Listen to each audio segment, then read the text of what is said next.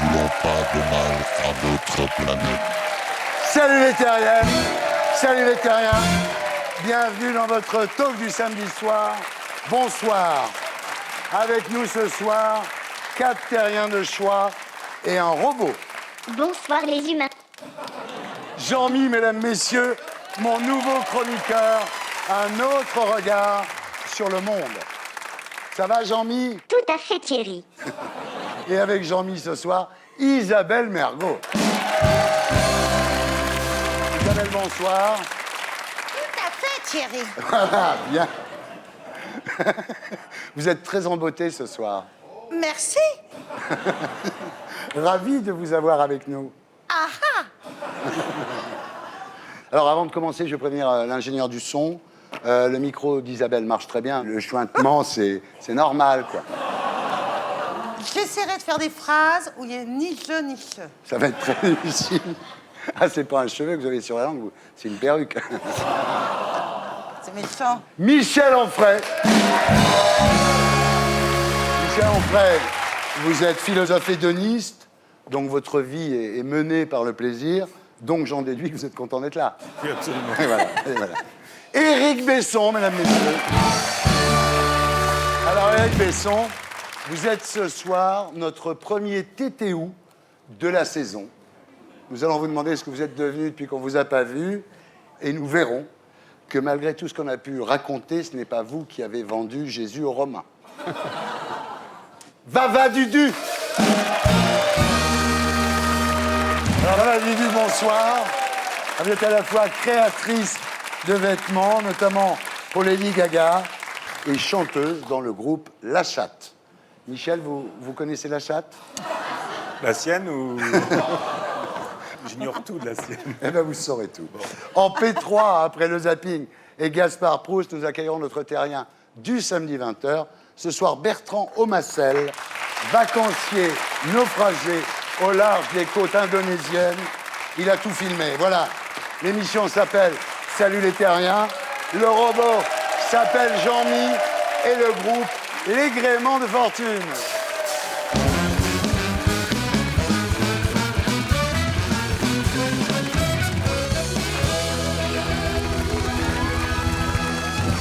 Isabelle Mergo, rebonsoir. Alors, vous remontez sur les planches le 19 septembre au Théâtre des Variétés dans une pièce que vous avez écrite. Avec Dave Cohen. Voilà, qui s'appelle Où? Non, pas. Ouh. C'est une histoire de fantôme.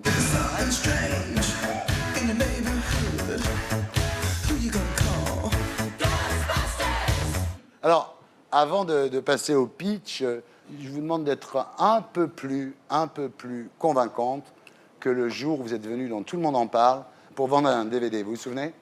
On regarde. C'est un des gros succès de la saison.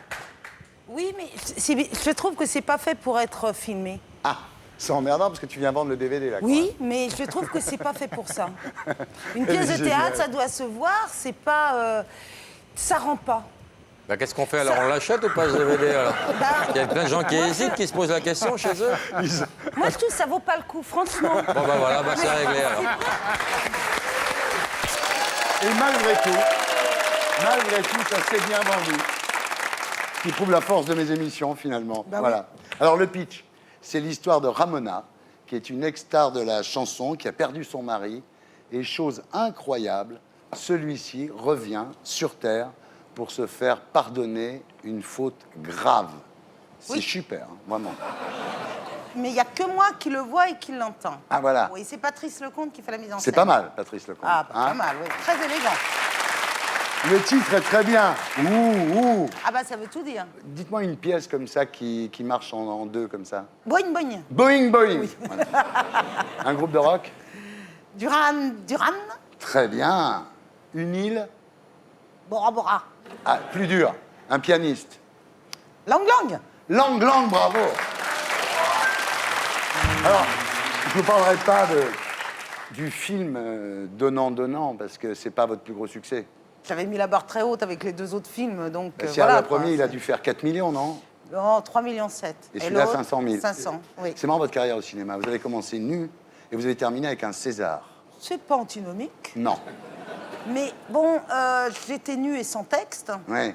J'ai pas une palette très large de comédie. Hein. Bon. Vous étiez Et gaulée donc, comme une déesse. Voilà, Ouh. et je le savais. Et moi, de toute façon, je n'avais pas envie d'être comédienne. Je n'avais pas ça dans le sang. Ouais, Je veux dire, ouais. c'est pas, je m'en fous d'un peu. L'important, c'était de vivre et de payer mon Bien sûr, loyer. bien sûr. Et ça payait bien. Et j'avais toujours des rôles où je prenais des douches nues, évidemment. Le téléphone sonnait à l'autre bout de l'appartement. Et il n'y avait pas de serviette de bain là tout de suite. Bon, c'était toujours comme ça. Alors, ce qui est extraordinaire, c'est que le jour où vous pensiez que vous auriez ce César du meilleur premier film pour Je vous trouve très beau, qui est un film exceptionnel, et donc ce jour-là, vous êtes prête, mais vous n'y allez pas. Et vous allez dans une animalerie qui s'appelle Animalis. Comment vous savez ça? Bah, je sais tout, donc, et pour acheter des choses pour Là, il y votre avait une chien. nocturne. Ah, Et une copine m'appelle et me dit que j'ai le César. oui. Je fais waouh! Et j'étais à la caisse et le mec qui est bon, je lui fais un peu peur. Alors, excusez-moi, j'ai une bonne nouvelle. Je viens d'avoir un César. Bon, j'ai étalé ma vie au caissier Ouais. pendant 2 minutes de prétention. Et il m'a donné un jouet pour mon chien. Ah ben voilà, ben Voilà. c'est bien mieux qu'un César. Alors, en parlant d'animaux, comment va votre perroquet Jean Moulin? Ah ben, il parle toujours pas, Il même parle sous la pas. torture, Jean d'où le Moulin nom. ne parle pas. Pierre Tell, alors? Les grosses têtes de Laurent Ruquier? Ben voilà. Mais ça fait bizarre d'être aux grosses têtes sans Philippe Bouvard quand C'est même. sûr. Lui Mais aussi, ça lui fait bizarre. Vous savez faire la trompette RTL? Gilles, tu nous fais la trompette RTL? Bravo! La trompette Oh, RTL. bah ouais, mais bon. Alors, c'est vrai que vous avez quitté les grosses têtes il y a quelques années. Oui. La bonne nouvelle, c'est que contrairement aux autres, vous avez quitté Envie. Bah un peu, oui. Alors, ça va changer quoi, Ruquier? Au lieu de dire Madame Belle-Père de Loche, il va dire Monsieur Belle-Père de Couille. Mais à part ça va changer quoi? Oh, vous savez, ça change pas grand-chose, Ouais, en fait. ouais. C'est là qu'on voit qu'on est peu de choses, finalement. Oui, c'est vrai. Interchangeables. Alors, vous avez déclaré ma vie est d'une platitude effarante. Oui. La seule chose vraiment importante que j'ai vécue depuis un bout de temps, c'est de m'être engueulé avec l'épicier parce qu'il m'avait compté les tomates trop chères. C'est certainement vrai. Je ne sais pas si c'était... Oui. Oh oui, je sais pas. Moi, j'admire les gens qui ont toujours plein de choses à raconter. Moi, Oui. je m'ennuie pas Oui. du tout. On voit mais vos- ce on que voit j'ai à vos raconter tweets. est très ennuyeux, mais je Oui. m'ennuie même au milieu d'une anecdote. Ah oui. Je peux m'endormir au milieu de ce que je dis. Alors justement, on va voir, on va faire une interview vie de star.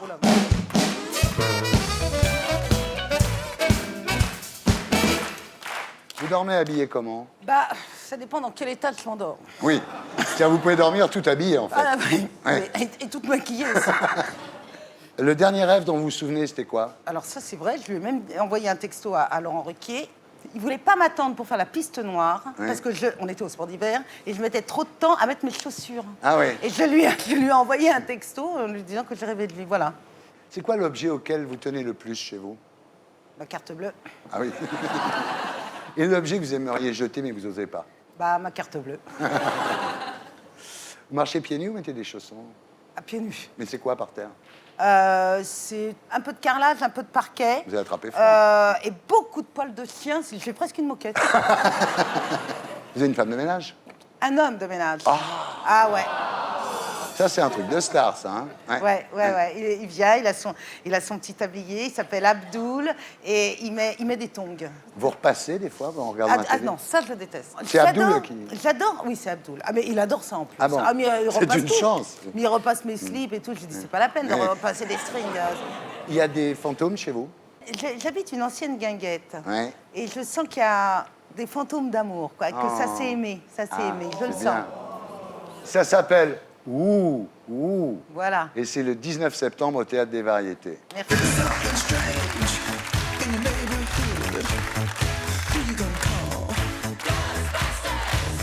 Voilà, tout va bien, Jean-Mi? Dis donc, il ne devait pas y avoir Scarlett Johansson? Non, c'est Mergot. Hé hé hé. Je n'ai qu'une philosophie, être accepté comme je suis, malgré tout ce qu'on me dit, je reste le point levé. Michel Onfrère, bonsoir. Alors Michel, vous venez souvent dans cette émission. Est-ce que c'est parce que c'est un formidable espace de liberté, d'intelligence, ou parce qu'il y a des bombasses au premier rang? Pour les bombasses. Alors, vous êtes philosophe, La preuve. vous êtes athée, vous ne croyez pas en Dieu. De toute façon, aujourd'hui, celui qui voit tout, celui qui sait tout, c'est Google, non? C'est probable, oui. En même temps, si les religions n'existaient pas, Michel, à qui la France vendrait des armes? Vous êtes déjà posé la question? Et votre question est une réponse, c'est une bonne réponse d'ailleurs aussi. Vous avez raison, ça excite bien les gens, les religions, ça permet de faire couler le sang, ça permet de vendre Tapis des rouge armes. pour Michel Onfray. Vous êtes hédoniste. Alors, pour les gens qui ne savent pas ce que c'est, l'hédonisme, je vais répéter la maxime de Chamfort, jouis et fais jouir, sans faire de mal, ni à toi, ni à personne. Voilà toute morale. Je pense, donc je jouis. Oui, voilà. Et toi, t'es hédoniste? Bah, je sais pas, je préfère jouir que penser.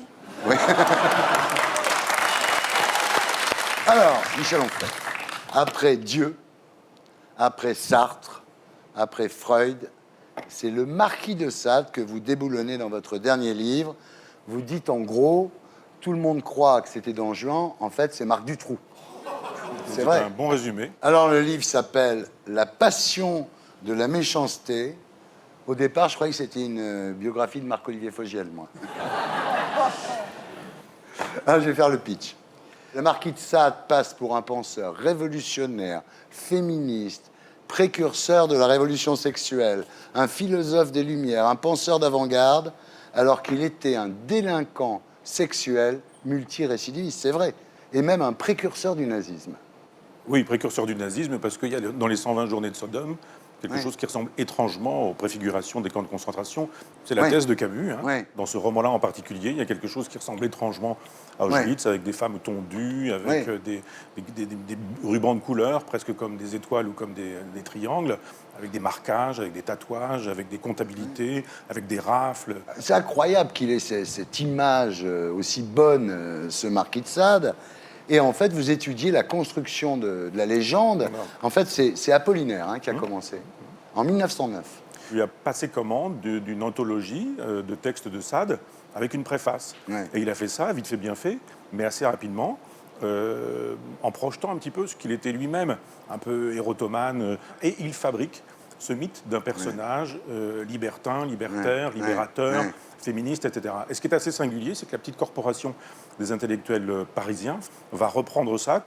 Apollinaire l'a dit, donc Bataille le dit, donc Lacan le dit, donc tous les autres le diront, et c'est devenu une espèce de lieu commun de le penser. Alors justement, concernant Sade, par exemple, des choses très violentes, comme l'affaire de Marseille, on a quand même retrouvé des ossements humains dans son jardin, quoi. Oui. La défense de Sade, c'était de dire, finalement, c'est jamais que des prostituées que j'utilise, quoi. C'est donc des filles de rien, en gros, c'est ça. Oui, il y a plusieurs défenses, il y a ça, puis après, le truc habituel, elle dit que je l'ai violée, c'est pas vrai, elle était consentante, elle se faisait payer, maintenant, elle est dans une logique qui lui de tribunaux qui va lui permettre de récupérer de l'argent, enfin, technique un peu habituelle, ça fait penser... ça n'a pas vieilli, ça. Non, si vous voyez ce que je veux dire. Oui, je vois très bien. Récemment, on a fonctionné exactement de la même manière. Tout à fait, oui. Alors, j'ai appris un truc en lisant votre bouquin, c'est l'isolisme. Alors, l'isolisme, c'est se rendre heureux aux dépens de n'importe qui. C'est franchement une volonté de ce qu'on appellera par la suite le sadisme, c'est-à-dire de jouir en faisant souffrir autrui. Oui, c'est ça. Et alors, comment on appelait ceux qui aimaient faire mal avant Sade? Ah, c'est une bonne question, ça. Il n'y avait pas de nom, mais ça existait quand même. C'est comme le masochisme. Absolument. Ça existait avant Mazor. Oui. Absolument. Oui. Vous aimez faire mal, vous? Parfois. Ah, c'est un peu sadique, alors. Un peu. Oui. C'est agréable, hein? Non. Et pourquoi vous le faites, alors?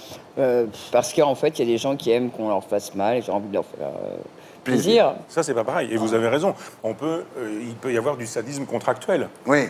Sade, il veut faire souffrir des gens et les gens ne veulent pas souffrir. Voilà, ça s'appelle La passion de la méchanceté et c'est publié chez Autrement. Michel Onfray, merci. Je n'ai qu'une philosophie, être accepté comme je suis, malgré tout ce qu'on me dit, je reste le point levé. Et on passe maintenant à la question de Jean-Mi.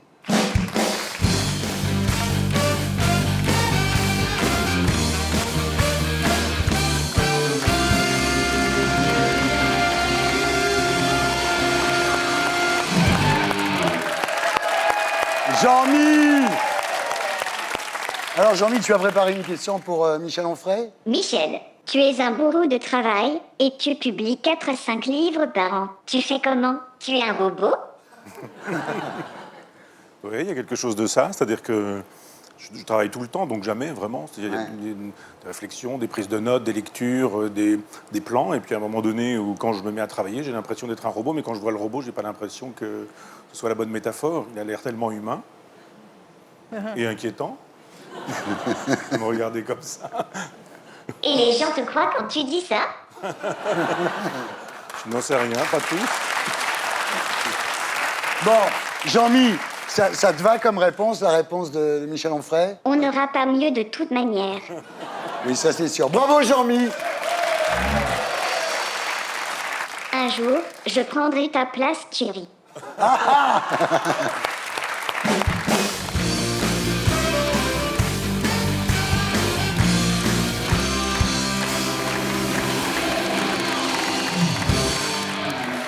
Isabelle, vous aimeriez avoir un petit Jean-Mi à la maison? Ouais, ce serait pas mal. Mais moi, je préfère mon homme de ménage. Abdoul! Ouais. Et maintenant, on passe à notre newcomer de la semaine.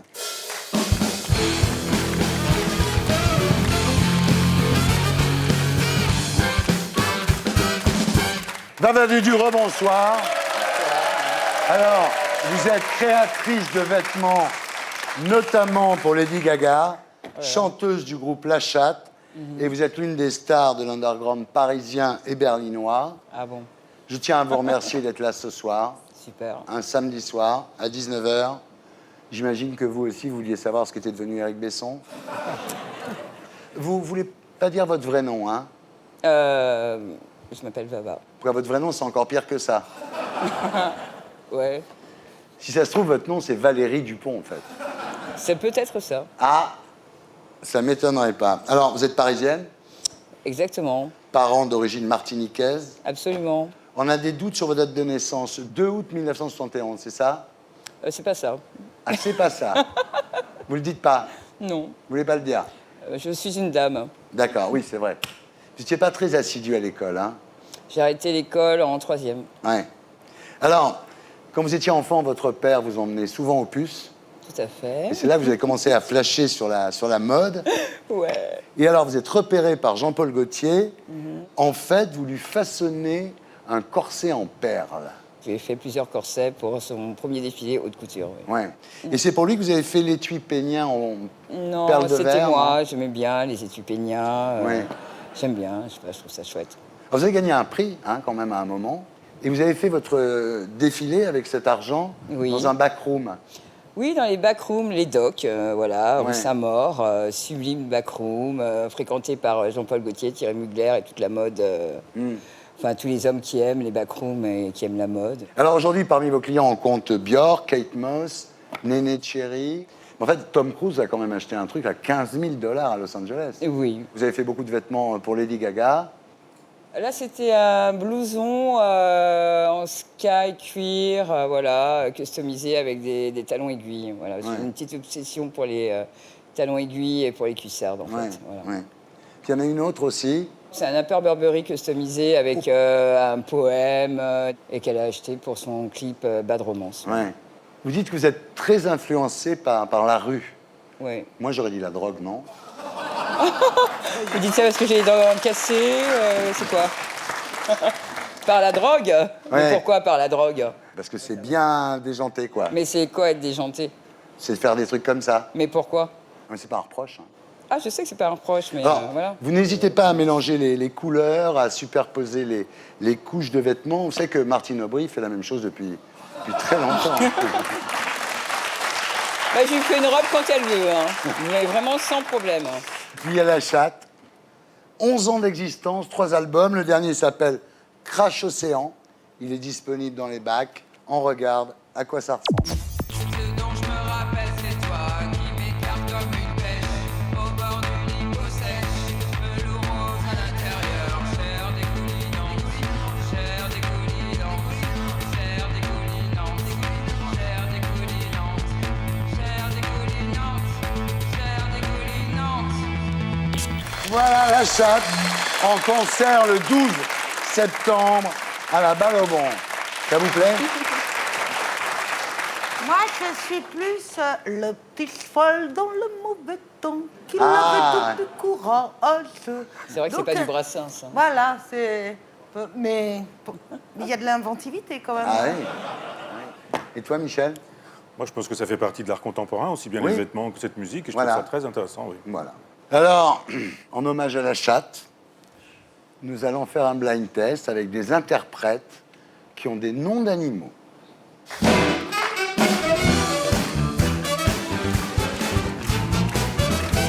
Attention,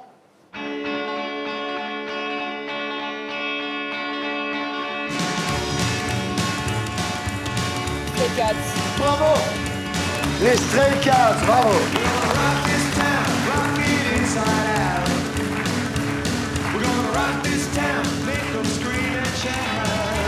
Ah, ça, c'est pour vous. Si vous ne trouvez pas ça, vous êtes mort. Hop, Angel. les... Les Rolling Stones. Non.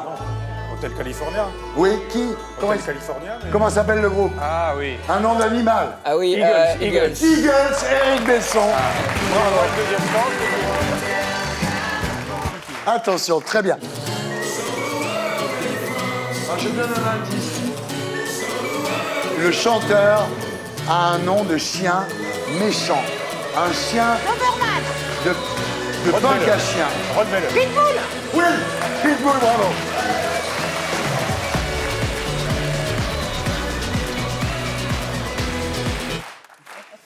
Là, ça va être très, très, très difficile. Mais non, c'est. Putain. Ouais, Gorillaz. Gorillaz, bravo. C'est bien, ça. Et là, on passe au dernier morceau. Attention, très, très, très facile. Vous devez trouver tous les quatre. Snoop Doggy Dogg. Voilà. Snoop Dogg. Baba Vidu a gagné. Bravo, bravo Baba.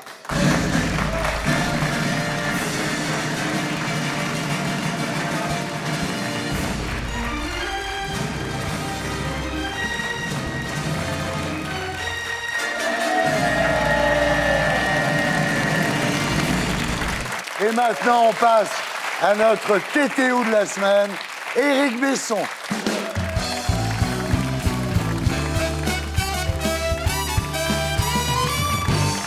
Alors, Éric Besson, rebonsoir. Bonsoir Thierry. Avant de vous poser la question rituelle TTO, je voudrais rappeler que le 14 février 2007, vous avez quitté avec fracas le Parti socialiste et la campagne de Ségolène Royal, avant de rejoindre Nicolas Sarkozy et de devenir en 2009 ministre de l'immigration, de l'intégration et de l'identité nationale.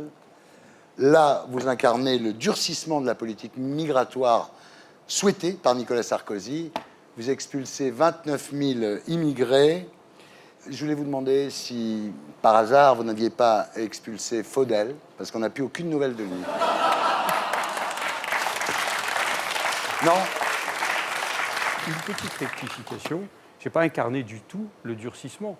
Si vous écoutez les propos de Bernard Cazeneuve, ministre de l'Intérieur, désormais ministre de l'Immigration, j'aimerais bien que vous m'expliquiez ce qu'est la nuance entre ce que j'ai fait, c'est-à-dire tout simplement dire qu'il faut bien intégrer ceux qui viennent légalement sur le territoire français et malheureusement reconduire dans leur pays d'origine ceux qui sont venus illégalement ou qui n'ont pas le droit à l'asile, puisque la France est particulièrement généreuse.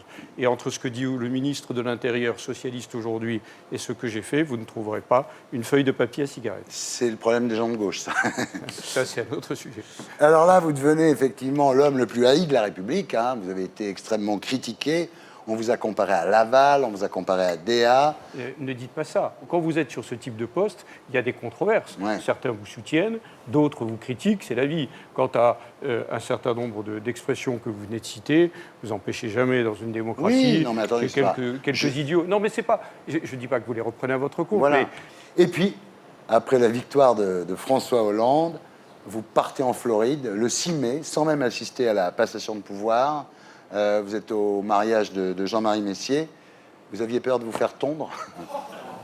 Je voulais être à ce mariage, je pensais que la passation de pouvoir serait la veille. J'ai fait une note de 12 pages expliquant ce qu'étaient tous les dossiers et j'avais dit que 3 jours après, j'étais à la disposition du ministre de l'Industrie pour lui donner tous les éléments. Alors, t'étais où? SLT a retrouvé où vous étiez. Vous êtes devenu, Éric Besson, artiste de variété. Comme de jeunes vieux, ils marchent un peu courbés, ils font un peu pitié, ils font un peu pitié. Ce que l'amour, ce que l'amour a blessé.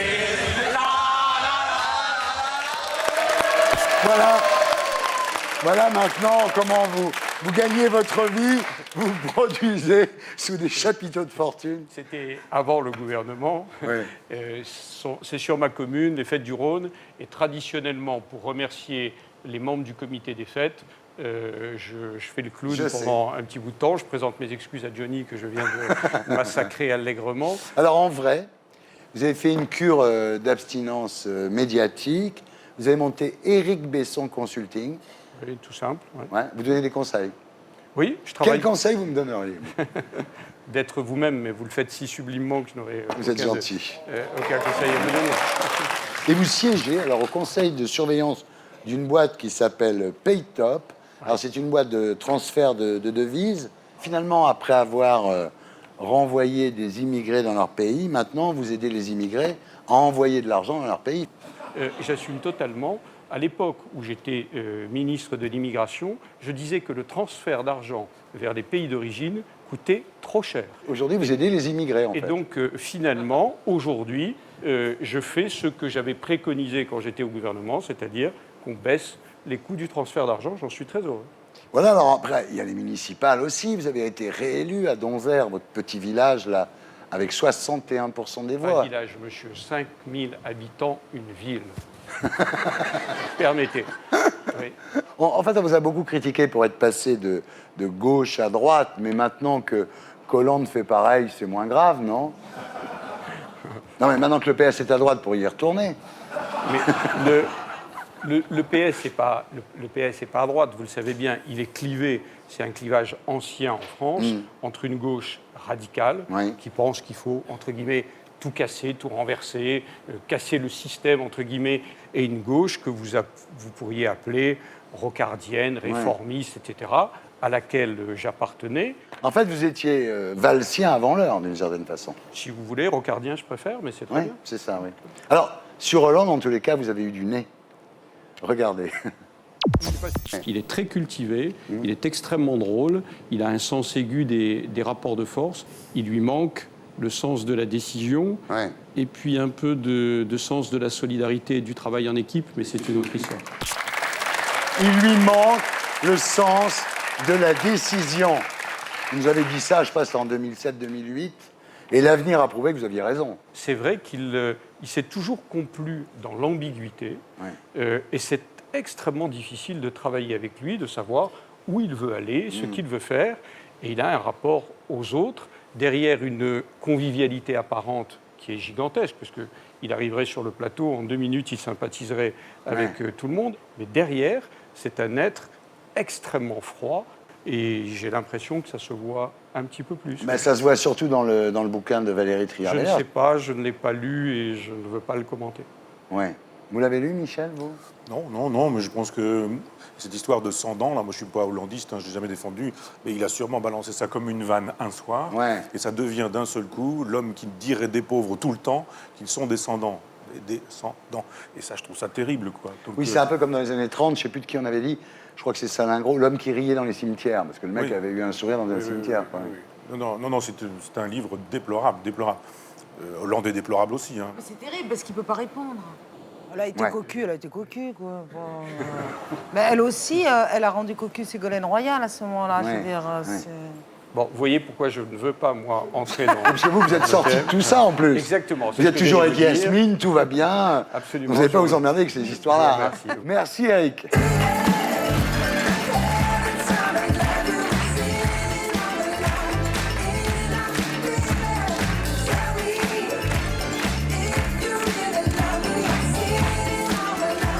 On passe maintenant à l'actualité de la Terre avec l'édito de Blacko. Et c'est la journaliste du Point, Charlotte Chaffanjon, que nous retrouverons sur ce plateau après le magnéto. Ce soir, nous poserons la question « Sarkozy est-il has-been » ? Je danse le mire. Même au sommet de sa gloire, Nicolas Sarkozy a toujours eu un petit côté ringard. Souvenez-vous, en 2007, ses artistes préférés, c'était Faudel. Je voudrais te dire un mot, je suis très heureux. Et tellement je t'aime, je pense à toi. Mireille Mathieu. Que la paix soit sur le monde. Et Enrico Macias. Toi Sarko, je suis bien dans tes bras. Encore, encore. Alors forcément, quand Sarko va remonter sur scène pour nous refaire son numéro, Je ne vous trahirai pas. Je ne vous décevrai pas. on se demande si, à son tour, il ne serait pas devenu totalement has-been. Évidemment, de la même manière qu'il existe encore des gens qui rêvent d'obtenir un autographe de Mireille Mathieu, il en existe aussi qui sont prêts à voter Sarkozy en 2017.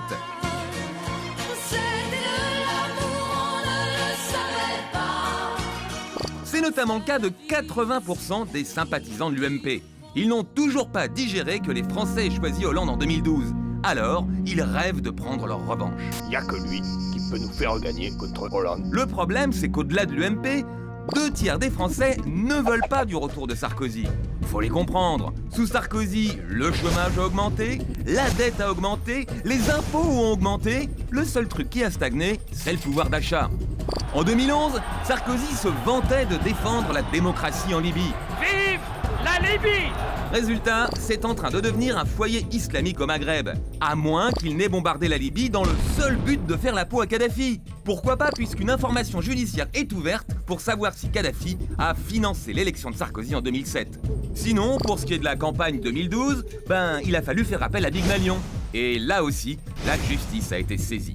Pas étonnant que dans les sondages, les Français préfèrent Juppé et Fillon à Sarkozy. À quoi bon rappeler Sarko ? Si c'est pour être gouverné par un ancien ministre de l'Intérieur autoritaire, qui défend les entreprises et pense que les Roms n'ont pas vocation à s'intégrer en France, on a déjà Manuel Valls. J'aime l'entreprise. Comme les vieux chanteurs démodés qui monnaient leur célébrité en animant des croisières, Sarkozy devrait continuer à gagner sa vie en animant des conférences. Surtout que Carla est farouchement opposée au retour de son homme en politique. Alors, déjà qu'en 2007, Nicolas s'était fâché avec Cécilia, ce serait vraiment dommage qu'en 2017, ça recommence avec Carla. Voilà, c'était l'édito de Blacko, mise en image de Julien Grappe. Charlotte Chaffanjon, bonsoir. Vous êtes journaliste au Point. On vous retrouve également sur France Inter le jeudi matin. Bienvenue parmi nous. Merci. Alors, Sarkozy est-il devenu has-been ? Est-ce qu'il est De Gaulle ou Giscard ? C'est le débat de ce soir. Alors d'abord, les arguments qui rendent son retour compliqué. La stratégie du désir ne marche pas. C'est-à-dire, ça fait 2 ans et demi que Sarkozy explique qu'il est prêt à sacrifier son bonheur personnel pour la France, mais tout le monde s'en fout. 2/3 des Français ne souhaitent pas son retour, et puis Juppé, Lagarde, Raffarin, Fillon sont plus populaires que lui. Charlotte, pourquoi les gens ne sont pas si chauds que ça, finalement ? Les gens ne sont pas si chauds que ça parce qu'ils ont de la mémoire et que Nicolas Sarkozy, il a été président pendant 5 ans. Ouais. Il a essayé de se faire élire sur un bilan qui n'était pas très bon. Ouais. Et après tout, pourquoi y retourner puisqu'ils n'en ont plus voulu ? Jamais un président battu n'est arrivé à revenir. Non. Vous pensez à Giscard, j'imagine. Il y a une anecdote assez marrante par rapport à Giscard, c'est que quand Nicolas Sarkozy a écrit sa tribune dans Le Point en mai sur l'Europe, la première et peut-être l'unique réaction de François Fillon, ça a été de dire Nicolas Sarkozy, comme Giscard, a tout à fait le droit de s'exprimer. Et lui disant, écoute, maintenant, t'es dans cette catégorie-là, toi, le Conseil constitutionnel, Jacques Chirac, Giscard, c'est toi, laisse-nous faire. Quoi. Ouais. Et Eric, vous sentez un désir dans le peuple français de voir revenir Nicolas Sarkozy ? Je crois qu'il suscite toujours un intérêt immense chez ceux qui l'aiment comme chez ceux qui ne l'apprécient pas. tous ces faits et gestes sont décortiqués. Et vous-même, vous choisissez de faire votre premier débat et votre première émission de l'année sur le sujet alors qu'il n'a pas parlé. Et vous ne parlez pas de ceux qui se sont exprimés et qui viennent d'annoncer leur candidature. C'est pas vrai que Nicolas Sarkozy ne parle plus, il n'arrête pas de parler. On lit à peu près toutes les semaines des confidences de Nicolas Sarkozy qu'il laisse filtrer évidemment volontairement. Et la seule fois où il a parlé, c'était début juillet, après sa mise en examen dans l'affaire des écoutes. Pour corruption active, il a donné une interview à TF1 et à Europe 1. Il a parlé pendant 20 minutes. On a revu le Nicolas Sarkozy qu'on connaissait, qui parle des juges en disant les deux dames, qui se plaint, qui fait sa victime, etc. Il n'a jamais été aussi faible dans les sondages. Attendez, il n'a jamais été aussi faible dans les sondages qu'après cette interview. Il a perdu plus d'une dizaine de points en un mois. Ça a été radical. Ce que vous dites là, c'est que dès qu'on le voit, on ne le veut plus, quoi. En tout cas, c'était manifeste et pour le coup, chiffre à l'appui, c'est quelque chose de quasiment scientifique. Isabelle Mergo. Oh, je ne suis pas sûre que ce que je pourrais dire ferait avancer le débat. Bava, vous en pensez quoi de Sarko? Sarkozy, j'en pense quoi? J'attends pas son retour, ça c'est sûr et certain. Je pense qu'il a un comportement de racaille, il a envie de mettre les racailles dehors et que il me fait pas rêver, quoi. Il y a aussi des raisons pour lesquelles il peut revenir.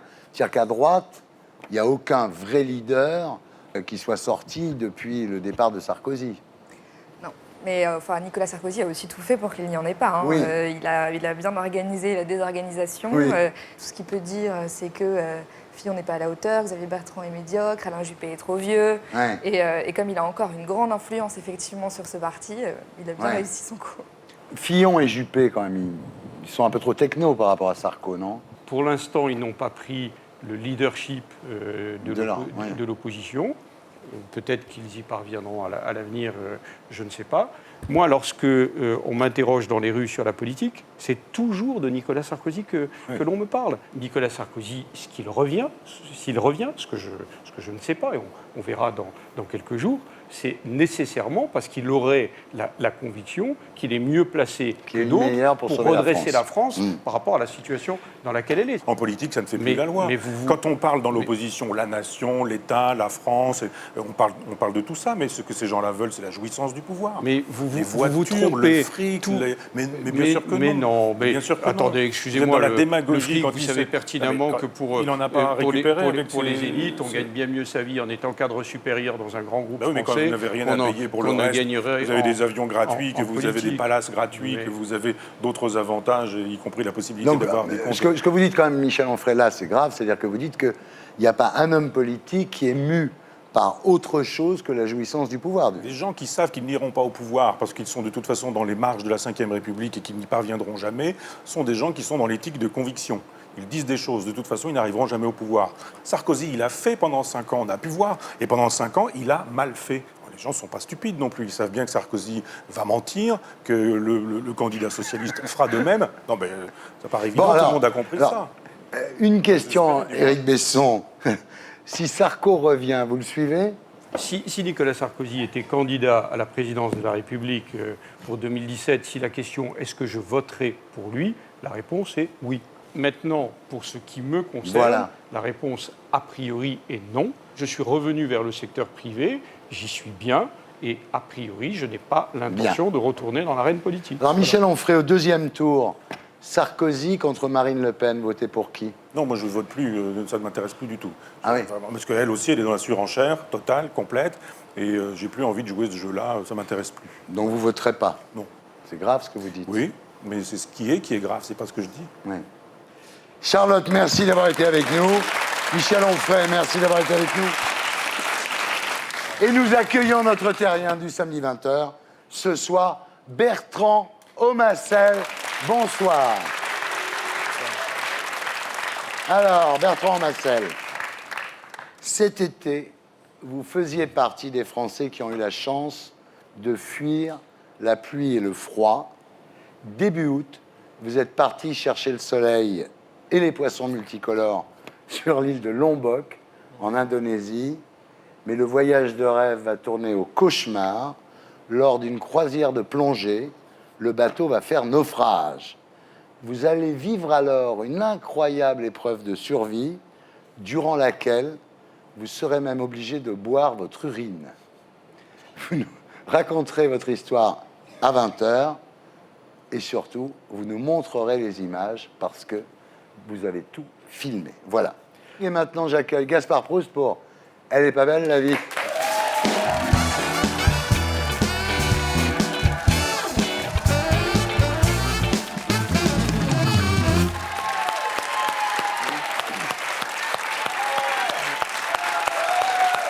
Moi, je suis très content de revenir faire de la télé parce que cet été, j'ai lu des livres, j'ai vu des vieux films. Je suis allé à des festivals de musique classique et là, on fait un peu de profondeur, quoi. C'est important, quoi. Puis on démarre bien, on reçoit des légendes. On reçoit Éric Besson, le premier héros de la gauche décomplexée, le Valls qui a rejoint la zone libre. Valls qui a déclaré qu'il aimait l'entreprise. Ça le rend fou, le pouvoir. Hein. Ça le rend fou. Hein. Mais non, Manu, personne n'aime l'entreprise. Si les gens aimaient l'entreprise, ils iraient pointer gratos. C'est à croire que le moment le plus dur dans la vie d'un cadre sup, c'est ses congés payés. Il faut arrêter. Alors, première mesure libérale, Pôle emploi va généraliser le contrôle des chômeurs. En gros, la mission consiste à confier à des salariés qui ne font pas grand-chose le contrôle de ceux qui en font encore moins. Donc, c'est vrai qu'en matière de temps libre, autant confier ça à des experts. Comme ça, on est... Bravo. Et qui dit nouveau gouvernement dit remaniement avec Benoît Hamon qui est viré. Mais quel dommage. Pourquoi on a viré ce mec-là? Pour une fois que l'Éducation nationale avait un ministre qui était vraiment proche des réalités des profs. Bah oui, l'essentiel de son mandat a eu lieu durant les vacances scolaires. Scolarité toujours et les rythmes scolaires. Alors ça, c'est un sujet délicat. Moi, j'ai été prof. Je sais de quoi je parle. Enfin, le problème, c'est pas 4 jours et demi, mais c'est que le rythme scolaire des élèves, c'est pas forcément celui des profs. Non mais... Bah, si le matin, les élèves avaient envie d'apprendre, moi, j'avais surtout envie de dormir, tu vois. Sinon, autre chose, littérature. Ouais. Confession intime passe en format papier. Alors, Triveller livre tout sur sa relation avec François. Franchement, moi, je veux pas savoir. L'idée d'imaginer Hollande en missionnaire sur Valoche, avec en arrière-fond le bruit du va-et-vient parasité par les miettes de croissant, je crois que je préfère voir la vidéo d'une décapitation d'otages. Alors, il y a un passage poignant là où, apprenant l'affaire Julie Gaillet, elle s'empare d'une boîte de somnifères. Ouais. Donc, première nouvelle, Jean-Marc Ayrault laissait traîner ses affaires à l'Élysée. Bravo. Et Hollande, alors j'ai lu le bouquin, hein, ça se lit, c'est sublime, hein, putain. Bruno Le Maire peut se cacher, quoi, c'est vraiment extraordinaire. Hollande aurait dit à Triveller, moi je vais te regagner comme une élection. Bah, c'était une manière assez claire de lui dire qu'elle pouvait se dégager, quoi. Tu vois. Pauvre pépère, quoi. Le mec, il est au sommet de l'État, il était même pas au courant que dans 2 jours, sa gonzesse sortait un livre sur sa pomme. Et s'il a les mêmes réseaux pour infiltrer les candidats au djihad, faudrait peut-être mieux assez rapidement demander le rattachement de la France à la Russie, tu vois. Enfin, parce que c'est vraiment, moi, il me fait... il lui restait un dernier truc. C'est pas le plus futé, mais il est sympa.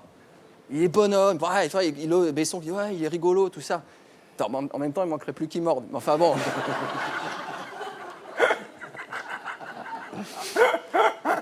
Et là, bam, sa nana, elle sort un livre et elle dit, non, en fait, en privé, c'est vraiment une raclure. Hein.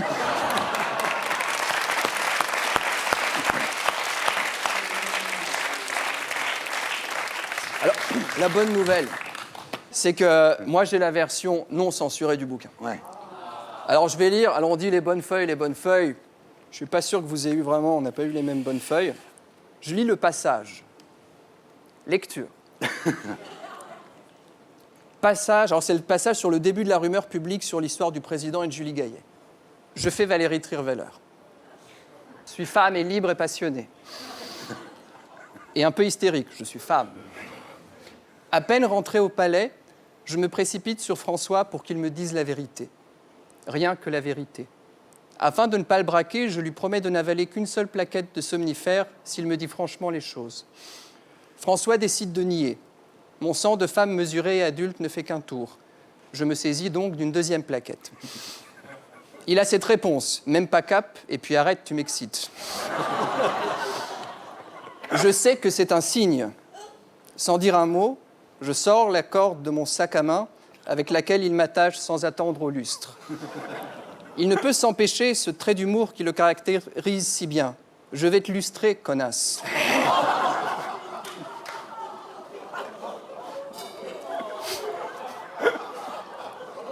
Pour préserver notre intimité et éviter que l'aile gauche du palais n'entende mes cris, je mords à pleines dents dans le dernier livre de Jacques Attali.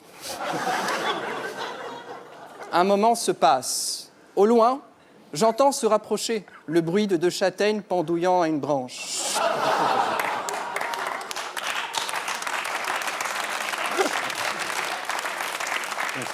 Je sais ce qui se prépare. Je connais mon François. Devant ma croupe offerte, il hésite, au centre ou à gauche. À peine ai-je le temps de me faire cette réflexion que subrepticement, à petits coups, je sens déjà sa brioche balayer mes vertèbres basses et ses fines gouttelettes de sueur hydrater mes épaules. Tu le sens, mon Maurice Thorez, me susurre-t-il. C'est alors que j'oublie tout. Julie Gaillet, mon code PIN, ma liste de courses et ma dignité. C'est beau. Alors, c'est pas belle la vie? C'était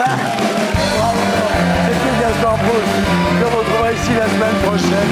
Et d'ici là, demain, à 15h25, sur Canal+ décalé et sur canalplus.fr. On passe maintenant à notre terrien du samedi 20h.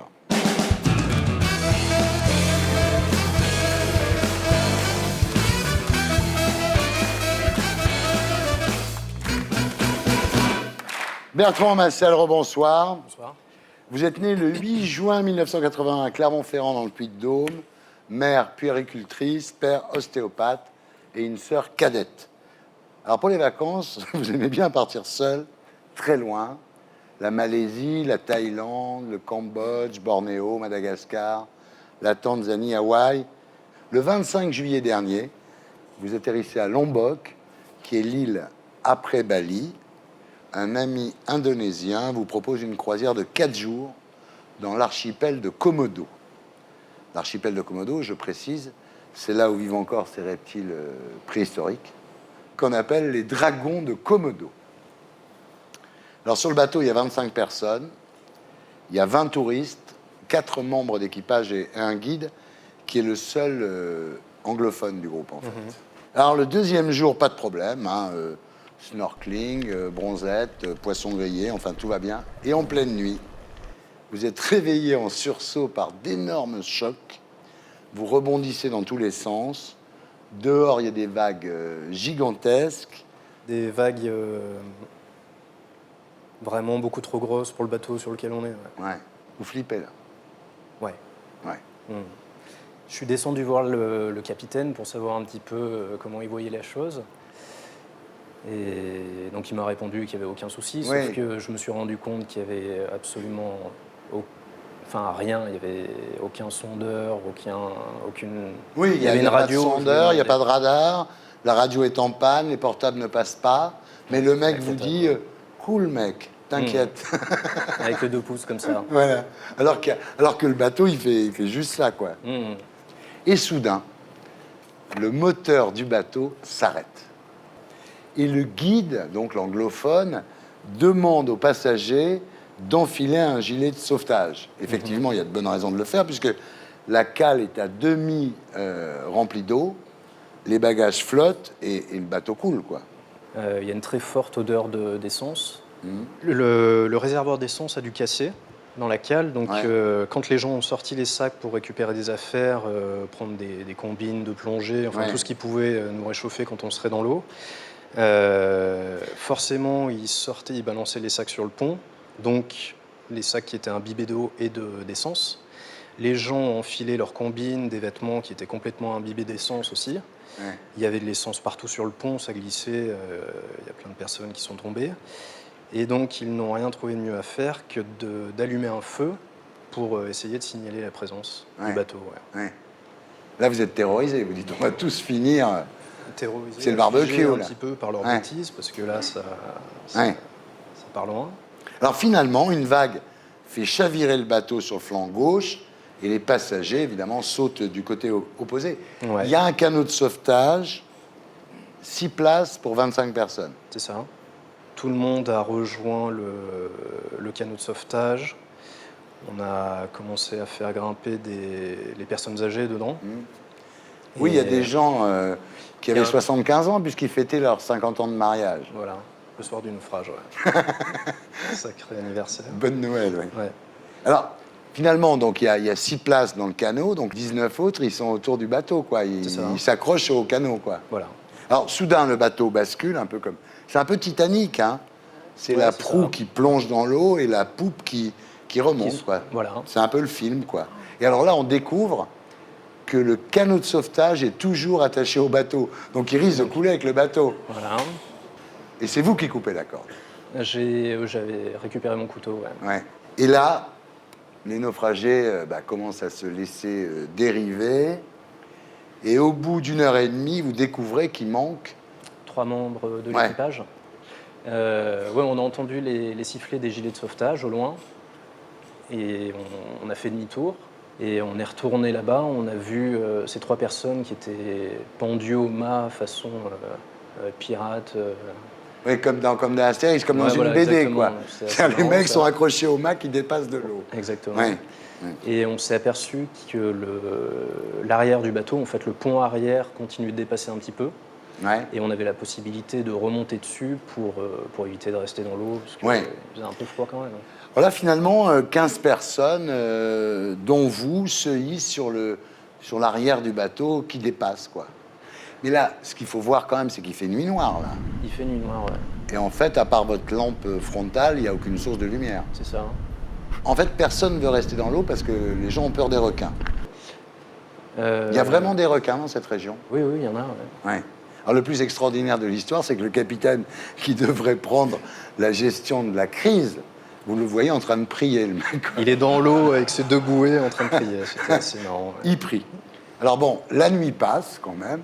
Au petit matin, au loin, vous voyez une île. Et c'est terrible parce que l'île qu'il voit, c'est pas l'île de rêve. C'est pas, tu vois, c'est un volcan avec de la fumée parce que c'est pas un volcan éteint, c'est un volcan en éruption, c'est vrai. Le capitaine vous explique que vous êtes à 5 km et que finalement il y a un village de l'autre côté et que voilà, il suffit d'arriver à ce village et que les gens du village vont appeler les secours et que tout ira bien. Ouais. Et là, donc, vous constatez tous que la houle fait dériver le bateau et que plus ça va aller, plus vous serez loin de cette île. Et donc, vous décidez de nager vers l'île. On est resté 10 heures dans l'eau. Pendant ces 10 heures, on n'a vu aucun bateau. Donc, ça paraissait utopique qu'on en croise un autre, en sachant que les secours n'étaient de toute manière pas prévenus. Ouais. Alors là, vous partez donc vers cette île. Il y a 6 personnes sur le canot. Il y en a 19 dans l'eau. Alors, évidemment, il y a un roulement pour que les gens puissent se reposer. Et vous, le problème, en fait, c'est que vous avez déchiré votre gilet de sauvetage et que, en fait, vous êtes obligé de nager avec vos jambes et de tenir votre gilet. Ouais. Vous décidez, vous, de partir en éclaireur et d'aller chercher du secours dans ce fameux village qui est de l'autre côté de l'île volcanique. Après 6 heures de nage, vous atteignez l'île. Les derniers 100 mètres sont abominables. J'ai dérivé sur plusieurs centaines de mètres sur les 100 derniers mètres. Et alors, quand vous arrivez sur cette île, en fait, vous avez les mains et les pieds déchirés parce que c'est de la roche volcanique. Donc, c'est pas la plage de sable sympa, quoi. Donc, il est impossible de marcher et donc impossible de rejoindre Chez les secours, voilà, ce village de pêcheurs. Et là, vous voyez arriver 2 autres naufragés, 2 Allemandes, de 20 à 21 ans, mais je rassure tout le monde, on n'a pas l'esprit à ça dans ces cas-là. N'est-ce pas? 2 Allemandes, et c'est là que pour vous hydrater, évidemment, vous buvez votre urine. Mais ce que vous ne savez pas, mon cher Bertrand, effectivement, c'est que l'urine, en fait, quand elle est chaude, c'est dégoûtant, il faut la laisser refroidir. Non, je ne savais pas, Vous le savez maintenant? Je le savais, Je le saurai pour la prochaine fois. Vous le saurez pour la prochaine fois. Et alors là, on peut penser que vous passez une nuit, de repos. Pas du tout. Le volcan est en pleine éruption. Il n'arrête pas d'exploser, donc il n'est pas question de dormir. Et le lendemain, donc, vous constatez que ni par la mer, ni par la terre, puisqu'il y a des ronces, vous ne pouvez rejoindre ce fameux village où sont censés vous attendre des secours. Et là, il y a un happy end dans l'histoire quand même, là, vous voyez un yacht. Un yacht de plongée, c'est extraordinaire. Vous faites un drapeau, vous fabriquez un drapeau. Avec le gilet de sauvetage. Ouais. Et ils nous ont vus. Ils étaient assez loin, mais ils ont fini par nous voir. Ils ont envoyé un Zodiac et ils vous ont sauvés. Voilà. Alors, le bilan, qui est quand même assez tragique, c'est quand même 2 morts dans cette affaire. Hein. Ouais. Il y a 2 Espagnols qu'on n'a jamais retrouvés. Et l'épilogue de tout ça, c'est qu'en fait, ce village de pêcheurs, qui était votre Graal, qui était l'endroit, voilà, avait été évacué 1 semaine avant à cause de l'éruption. Donc ça veut dire que même si vous étiez arrivé, ça aurait servi à rien. C'est une histoire extraordinaire. Hein. C'est une bonne expérience. Ouais. Ouais, c'est une bonne expérience. Ça permet de se tester un peu mentalement, physiquement. Ouais. Avec les Allemandes sur l'île, c'était un test aussi. Ouais. Sacrées vacances. Voilà, c'était Salut les Terriens, votre talk du samedi soir avec Jean-Mi. Alors Jean-Mi, ça t'a plu la première? Ça va? Tu reviens la semaine prochaine? J'ai trop kiffé. Merci à Isabelle Mergo à partir du 19 septembre au Théâtre des Variétés avec Michel Onfray pour La Passion de la méchanceté chez Autrement, Éric Besson, maire de Donzère, au conseil de surveillance de Paytop, voilà, à bientôt. Baba Dudu sur la scène de La Balle au Bon le 12 septembre prochain avec son groupe La Chatte. Charlotte Chaffanjon du Point, Bertrand Massel, merci pour votre témoignage. Merci à tous ceux qui m'ont aidé à faire cette émission. Salut les Terriens.